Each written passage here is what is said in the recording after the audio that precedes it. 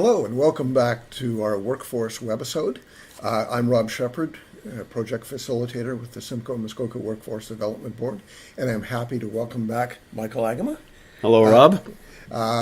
Michael we're going to continue our conversation about the sharing economy. If you saw our last webisode, Michael went into great depth about what it is. We talked a little bit about the impacts, but we're going to talk some more about the impact today and how it affects us as employers and employees and as entrepreneurs as well. And individuals. Yes. You know, everybody, regardless of age, location, it impacts us all. Okay. So, Michael, why don't we just start by quickly reviewing what we talked about last week in terms of what it is. And I'll just put up our first slide here. So, from the onset, the sharing economy is the use of idle assets or something we own and how it can benefit us economically, environmentally, socially, and some of the practical benefits of using these assets for the greater good. Okay.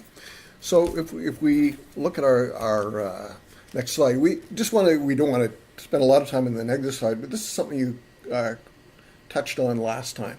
And do you want to kind of describe this to us? So when we look at, we can easily find some of the benefits, but when we create these things, sometimes we have no idea because we have no history as to what potentially some of the negative outcomes can be. So I used the slide of bike sharing in China. So the intent was providing reliable, inexpensive, easy access transportation to communities. And so what happened was, and in the article it shared, so the picture you see is actually piles of bicycles that were removed from rivers and parks that people had just left there. Wow. So the negative side of this was it was not planned well. There was some negative feedback, so they actually had to go back to the drawing board to look at different ways in which to do this. So as much as it looks like a beautiful forest, it actually is a very negative side to it. So we can spend time and talk about some of the negative impacts, but in some cases these things hit the market so quickly, there's more of a asking for forgiveness than there is asking for permission, because it again is reacting to a need. Yeah, and there are aspects that people might not have even thought about when they launched into it, and all of a sudden it's, oh, okay, wait a minute, we've got to rejig this again.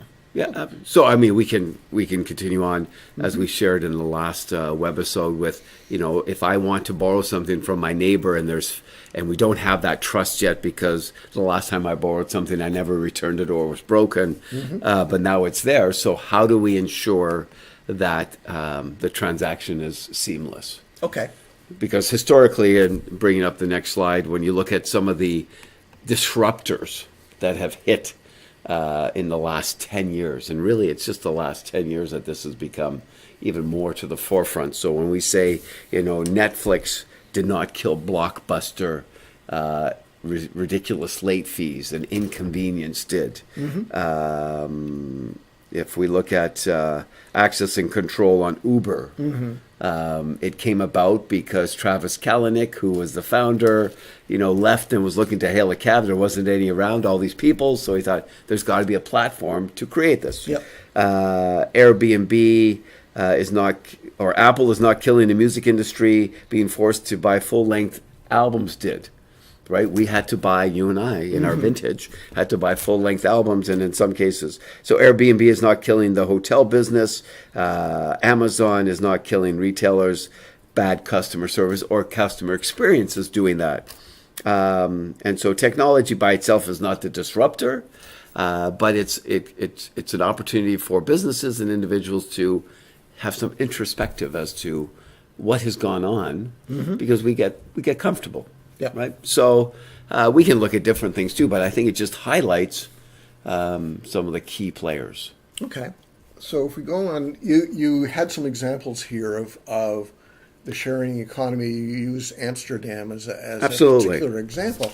Can you talk a little bit about that? Sure. So, when I was doing research as to examples of communities that are looking at ways in which to embrace the sharing economy. And Amsterdam came to light, and Amsterdam is actually being touted as the sharing city, and by 2030. And so if you go to share.nl, which is the website that promotes this, it looks at some of the statistics that include 84% of citizens in the city of Amsterdam support the sharing economy. Wow. Research in Canada say about less than 50% embrace the sharing economy. So maybe there's some culture, maybe there's resource differences, or we appreciate what we have. But along the way, they have also implemented regulations that have created that level playing field, which we spoke about before as one of the challenges. Okay. And so they do it, and we look at the key factors. So economically for individuals, environmentally, so they have created city parks and turned them into community gardens. They have one social platform where they encourage individuals such as home chefs to create an additional meal, and through a platform of sharing, they pick up the meal and they share it with those who are less fortunate. Oh, okay. So again, you can look at it, well, okay, people are making money on this, but there's huge social and environmental impacts that have done it. So Pure B is the use of resources. You have a tent that I need, through the application, I can find that. And so, it saves people money, it saves people time, two very valuable assets. Yeah, and it really sounds like they have they've thought through not only the original idea, but what do we need to support this? Absolutely. You talk about what happens if, or whatever that situation. And they've is. connected many, so municipal governments, knowledge institutions, businesses, utilities, anything that has an impact or an influence on the sharing economy, they bring into perspective, so nobody's left behind. Okay. We're talking a little bit here about blockchain technology. Can you talk about how that impacts? Well, certainly I have to preface this by saying I'm not an expert on blockchain, but the interest is in the sharing economy and the transfer of funds. How do we make it more transparent? Okay. Because if you think about it, we put our money into trust companies.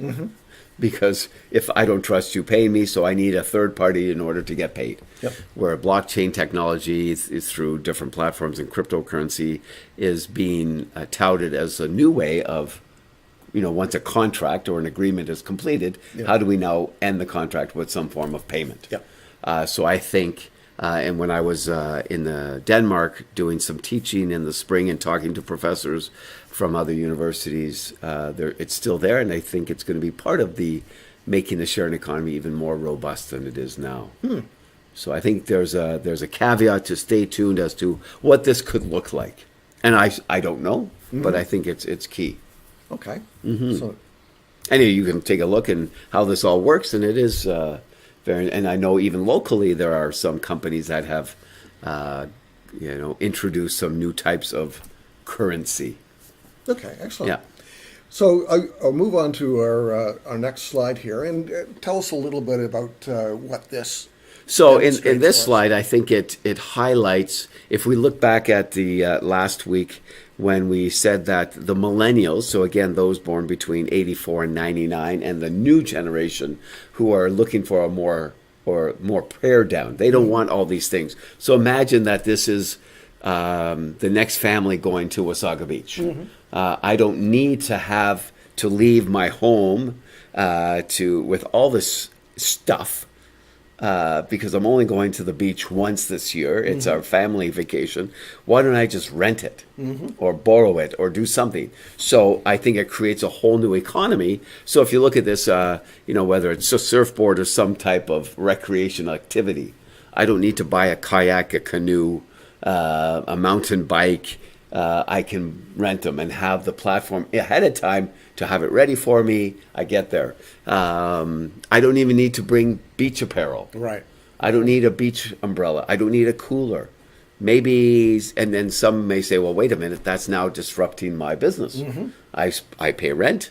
I pay taxes, I hire people, and now you're coming in with this trailer, opening up to take away my business. Well, how do you work collaboratively to make this work? Maybe there's, again, I think if you get people together to come up with solutions, amazing things can happen. Again, taking two things, reputation and trust. And there has to be a willingness on both sides to accept that this is where it's going. Absolutely. You can't put up a wall and stop it. No. So let's, as you say, let's figure out how How are we going to, and this is just a simple picture as to how this is going to change, but think about, if you literally stop and think, and I think that's one of the reasons why I'm interested in this, is there's so much opportunity, right? We have, and if you think about it, if you're a small business owner or you're a small business and you need office space, we can share office space. There are companies out there that allow shared spaces, creative spaces. If we need technology and expertise, we have knowledge hubs at the college to use that expertise. If you need transportation, there are people who can probably do that.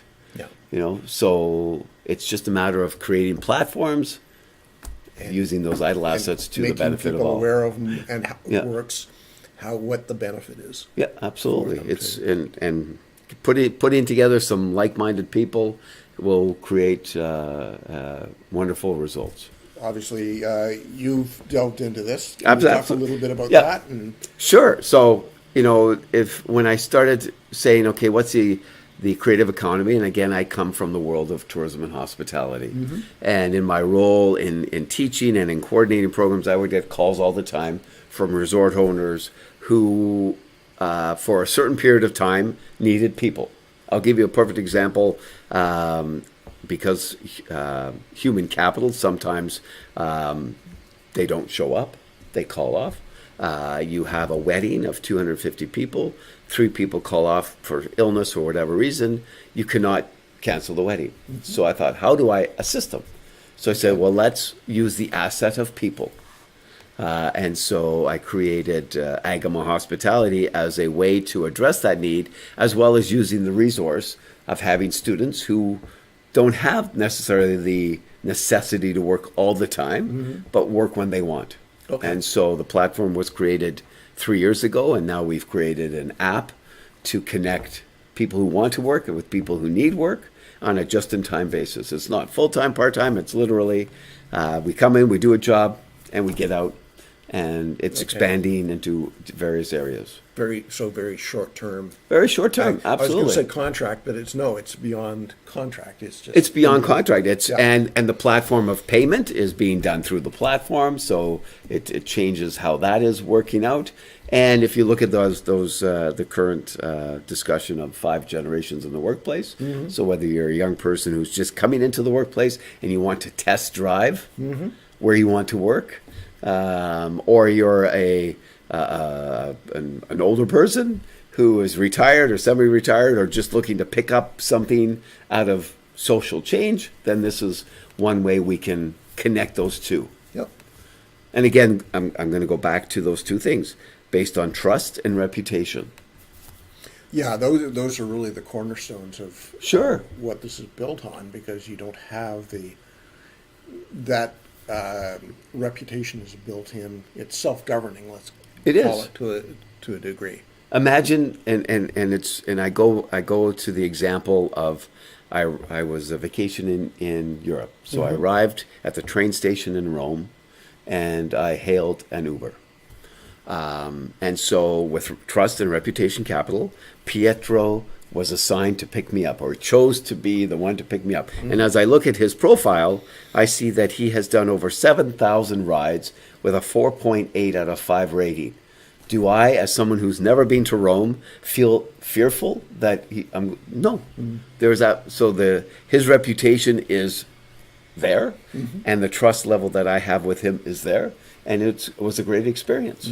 But then I find out that my reputation, I'm a 4.73 an Uber. Okay. And so what happens is, if suddenly I drop off because of something, I may never be picked up. Okay. So I think what it does is it creates more of an awareness that people are more conscious of what they do, especially in the sharing economy. Because if I'm your neighbor and we have a bad rap, and it's out there. It impacts us both.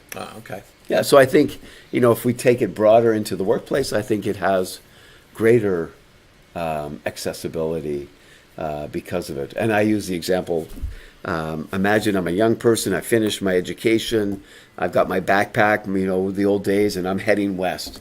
And I have created a reputation capital, social capital. And when I get out west, I don't even have to put out a resume, because they know I'm there, and they could see that I'm around, and they say, "Hey, Mike, we're short-staffed tonight.